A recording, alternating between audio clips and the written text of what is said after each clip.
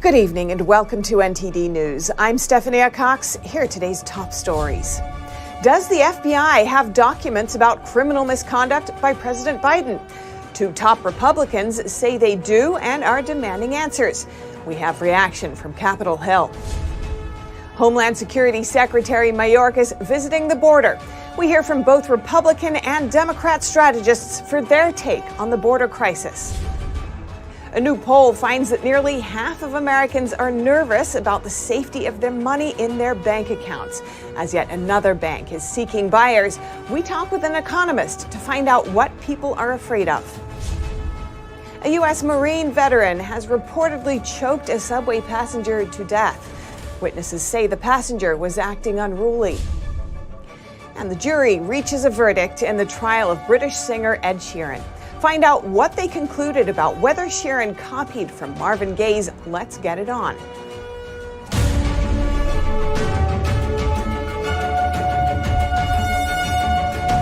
Two top Republicans are demanding that the FBI turn over documents related to President Biden that a whistleblower says they have. The unnamed whistleblower claims the documents show Biden was involved in a criminal scheme when he was vice president. So these Republicans want something very specific from the FBI in unredacted form, all FD 1023 documents that contain the word Biden.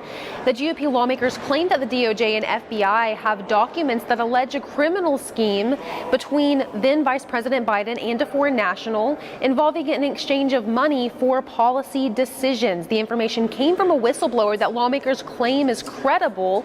Senator Chuck Grassley now saying the ball is in the FBI's court. Had the information from credible sources of whistleblowers in the FBI, and that's the basis for it.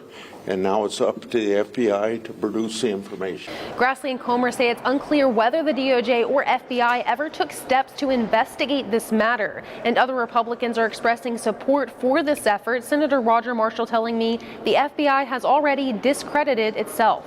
Watch. They don't do things just for fun or for political reasons. I think that they've investigated the situation enough to know that there is indeed something there. Do you think them subpoenaing the FBI makes Americans not trust the agency? You know, I think the FBI has done a significant amount of damage to their own reputation.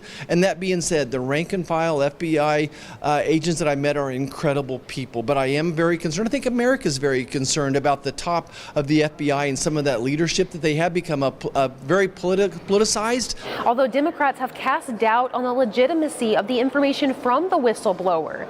Representative Jamie Raskin, who's a ranking Democrat on the Oversight Committee, described the GOP's investigation as a political stunt, saying it's no surprise that Comer would rely on these unverified tips to attack President Biden. But a Democrat senator I spoke with earlier had a more mild approach. Watch. They seem to coincide with elections.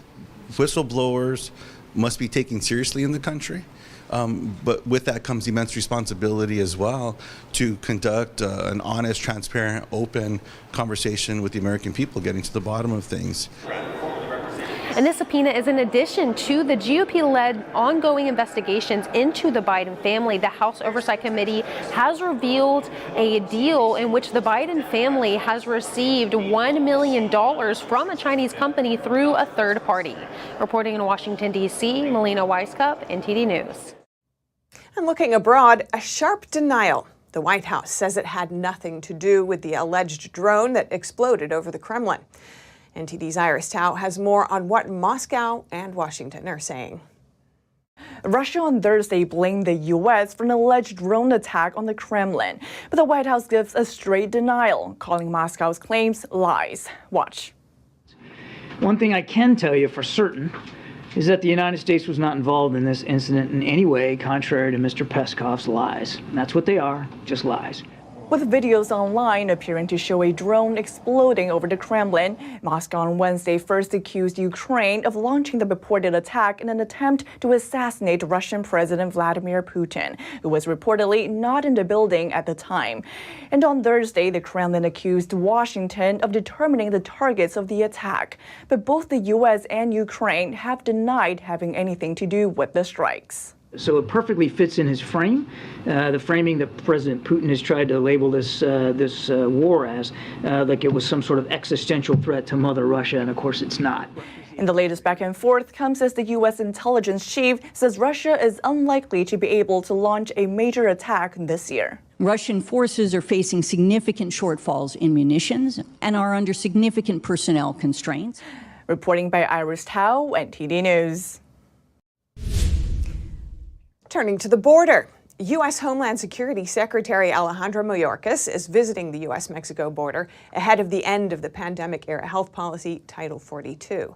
Officials are expecting a massive surge in illegal immigrants when that happens. We'll take a look at Mayorkas' move and what else can be done to deal with the surge.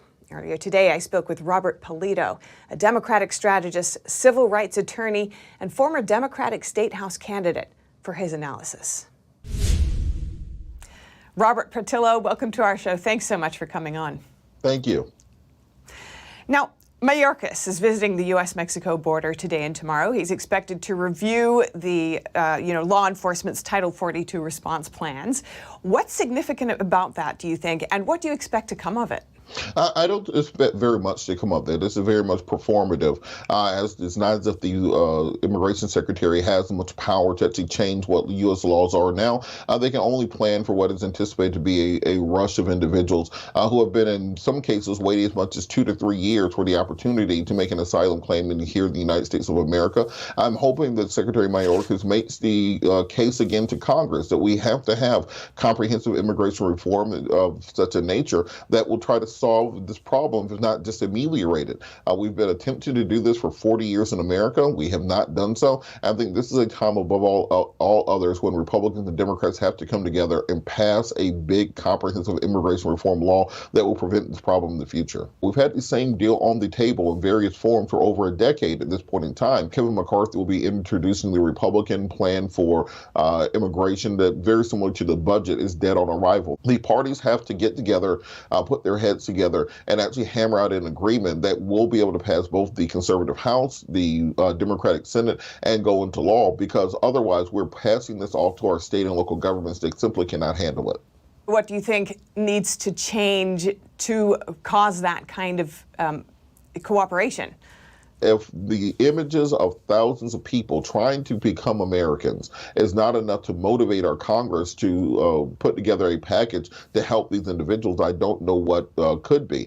We have a giant statue in New York Harbor that says, "Bring us your tired, your poor, your huddled masses yearning to be free." That is what we are seeing at our southern border, and we have to live up to our creed, live up to our what we tell people we are, as being that shining city on the hill. And if we're going to do so, this is the time to do exactly that. I'm hoping we'll see Republicans and Democrats able to compromise and come together on actual reform. All right, Robert Polito, thanks so much for coming on our show. Great to have you on. Thank you. Anytime. And weighing in with his experience, Victor Avila, a retired special agent with U.S. Immigration and Customs Enforcement and author of Agent Under Fire. He's also a congressional candidate for Texas's 23rd District, and I also spoke with him earlier today. Victor Avila, welcome to our show. Great to see you again. Thanks for having me back. Now, you're down at El Paso on the border.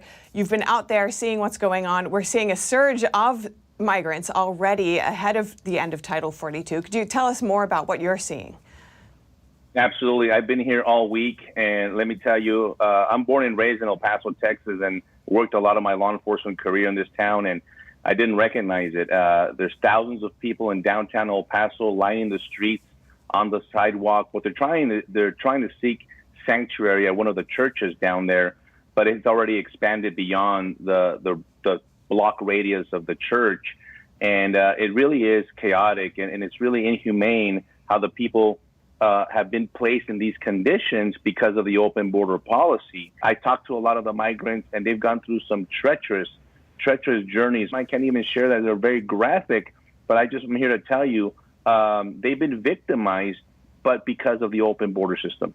What do you think needs to change to create some kind of solution going forward, bringing both sides together? Because you seem to be in a deadlock.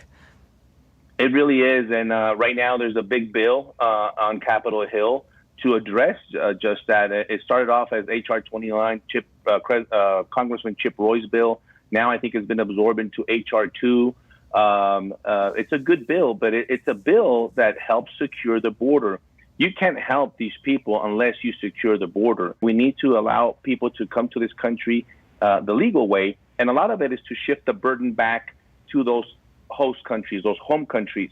Let them come back and deal with their individuals and their citizens first. Great to hear your thoughts. Thank you so much, Victor Avila. Thank you for having me. Speaking of national security, the Biden administration is proposing tighter controls over foreign land purchases near U.S. military bases. They're adding 8 military installations to the list for national security review. The Committee on Foreign Investment in the United States is a federal panel that reviews foreign acquisitions for national security risks. This latest move is to expand the jurisdiction of the panel to cover land purchases within a 100-mile radius of the bases. The 8 additional military installations are in Palmdale, California, Box Elder, South Dakota, Grand Forks, North Dakota, Des Moines, Iowa, Abilene, Texas, San Antonio, Texas, Del Rio, Texas, and Glendale, Arizona. The latest federal proposal comes as land purchases by foreign adversaries, especially China, have been an increasing concern for both government officials and the general public. And meanwhile, right outside of our nation's capital, Bernie Sanders is back in the spotlight. He's once again calling to raise the nation's minimum wage. NTD's Sam Wong has more. It is time to raise the minimum wage to a living wage. On Thursday, Senator Bernie Sanders held a press conference on Capitol Hill, joined by workers and union leaders. He proposed a plan to raise the federal minimum wage to $17 an hour, $2 higher than what the White House and many Democrats are pushing for. The senator claimed that $15 would not suffice in 2023 due to inflation. Worth noting, the current federal minimum wage is $7.25 an hour, an amount Sanders says has not changed since 2007. He said his Senate committee will mark up the bill on June 14th and then push it to the Senate floor. Opponents said wage hikes can be detrimental to small businesses, which were already dealt a major blow during the COVID-19 pandemic. Liam Cosgrove, a journalist at the Epoch Times, questioned Sanders' proposal. But you're increasing the cost of business for the small burger shops, whereas McDonald's can handle We're not increasing the cost of business. When these people are able to earn a living wage, you know what? Maybe they're going to be able to go out and buy a damn hamburger. As of now, a number of states have passed legislation that will bump up their current minimum wage in the next few years. Sam Wong, NTD News, New York. If you're concerned about the safety of your money in the bank, you're not alone. According to a new Gallup poll, nearly half of Americans say they're concerned about the money they have in financial institutions. 19% are very worried, and another 29% are moderately worried. These findings are similar to 2008, when Gallup last surveyed this question during the global financial crisis. Despite a string of bank failures in recent weeks, U.S. officials say the industry overall remains strong. But it does seem that U.S. banking woes are not behind us just yet. The spotlight is now on Pacific Western Bank and Western Alliance Bancorp and the latest banking sector turmoil.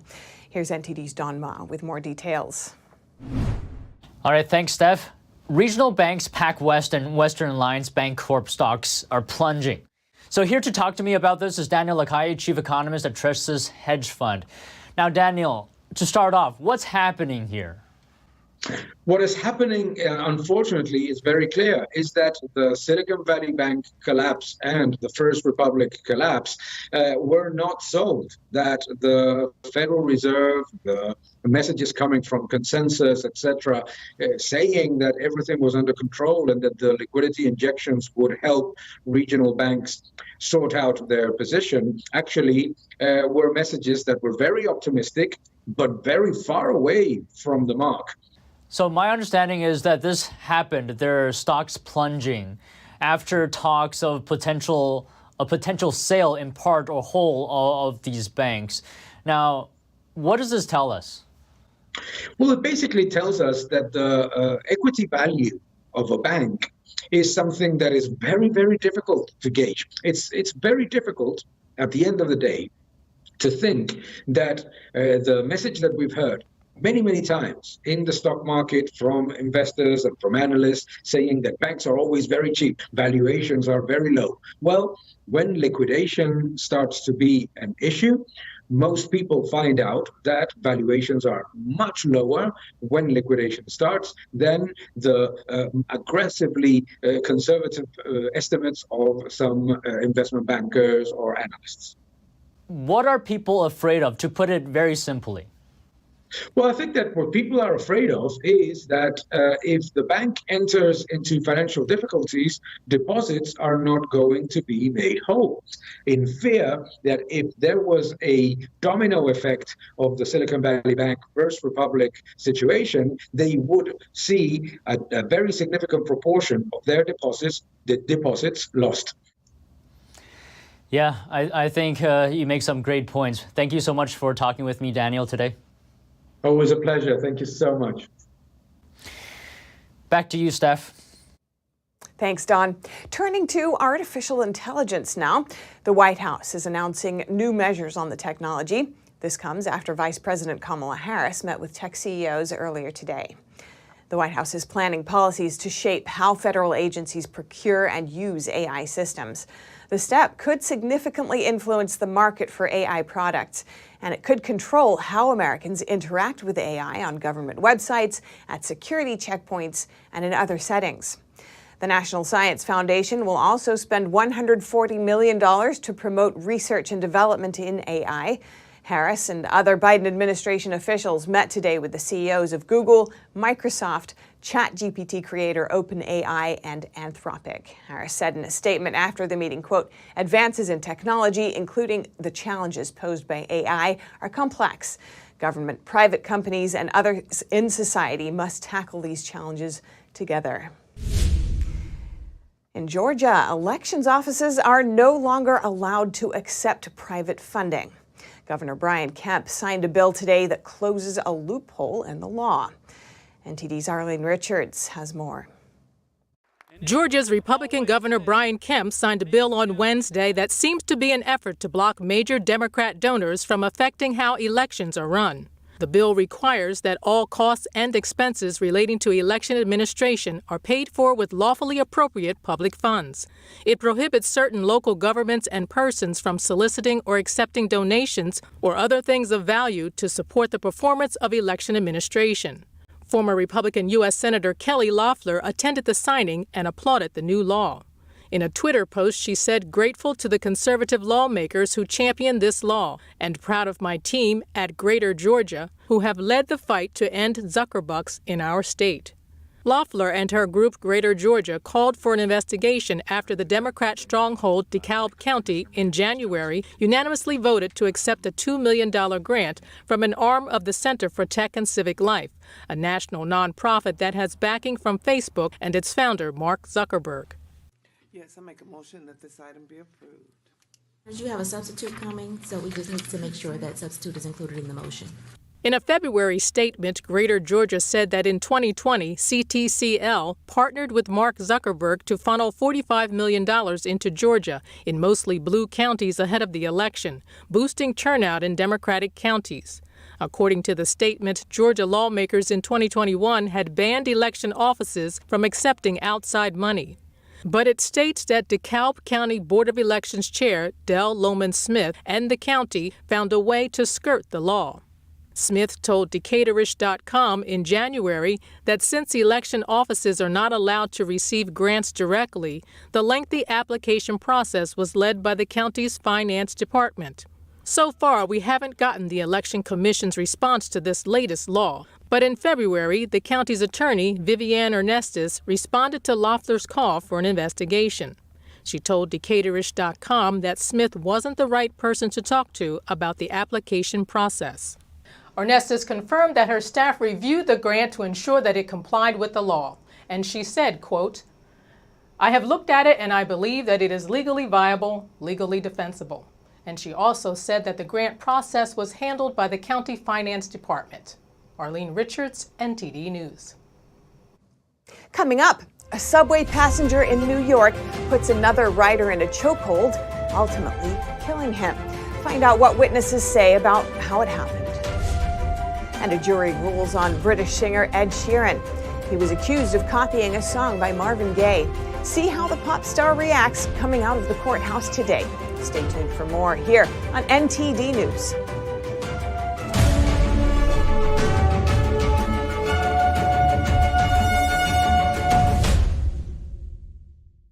Henry Repeating Arms manufactures a line of classic American-made rifles and shotguns.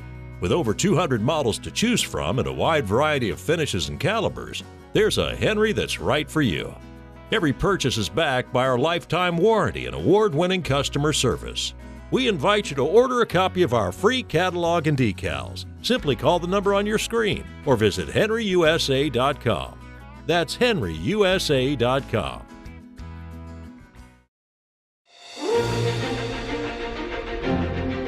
NTD's Capitol Report. It's about getting answers, cutting through the fog of politics. It's about your questions and our chances to ask. What is the net impact of the American Congressman Graves? Thank you for joining us. We're speaking to those in power to find out what does this mean for the people. We're here so you're in the know.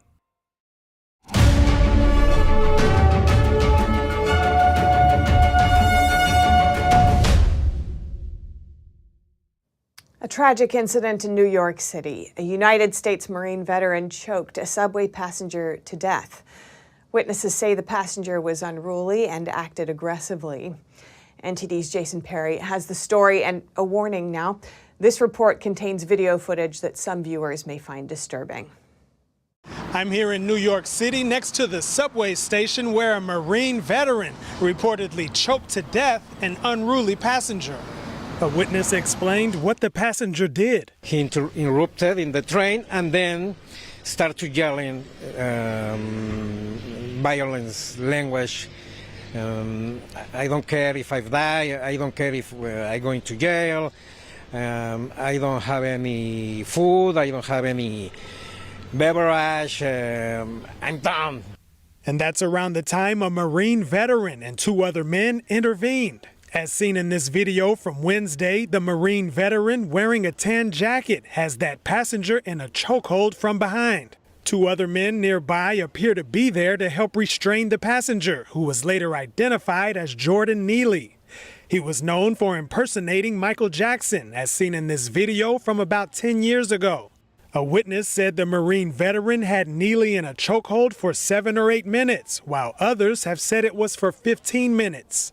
Neely died from that chokehold, according to the Office of the Chief Medical Examiner, which also ruled that his death was a homicide. The veteran, whose name has not been released, was questioned by police and was released, according to local media reports. What do we want? Justice! Now! Protesters voiced their frustration at that subway station and hit the streets of New York City.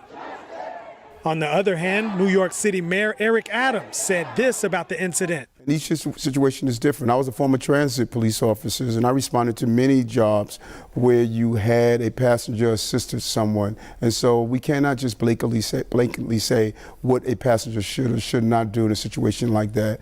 And we should allow the investigation to take its course. So what's the best course of action when encountering an erratic or unruly passenger? I asked some people walking by.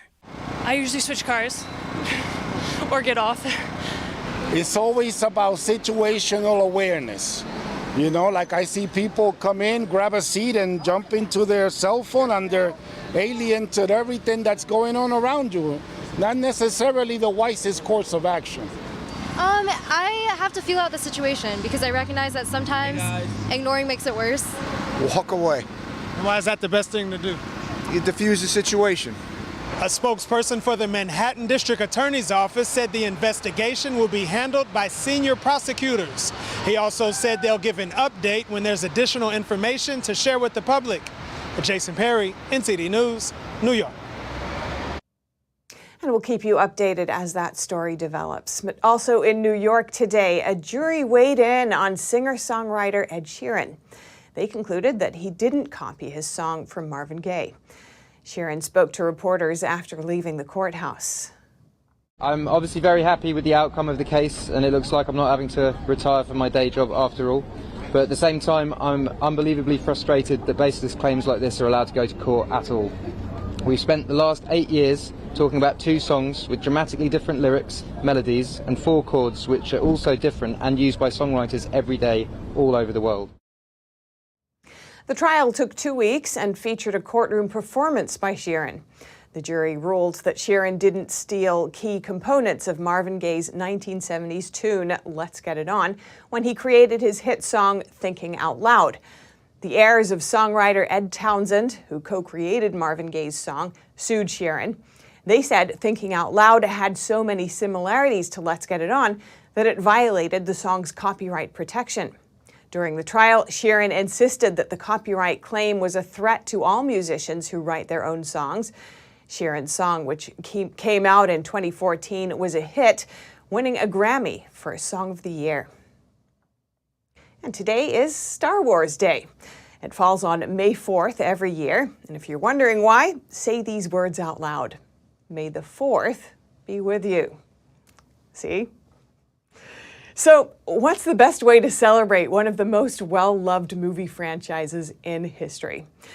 Here's some ideas. You can grab some popcorn and binge the many Star Wars films that have been produced, or the TV and streaming spin-offs, or you could relax and enjoy the memorable film scores. But that's not the only special occasion today. It's also the National Day of Prayer, when Americans are encouraged to take some time for spiritual reflection. And as you plan your evening, remember, that's all for now, but we do love to hear from you, so please reach out via email if you have any thoughts or feedback to share. I'm Stephanie Cox. From all of us here at NTD, please take care and have a good evening.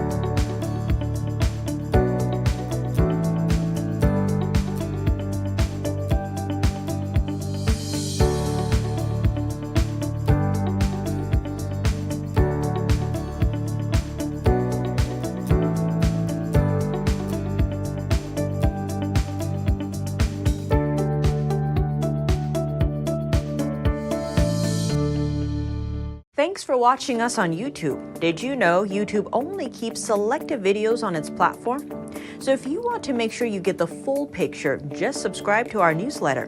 Go to newsletter.ntd.com and sign up. It's free.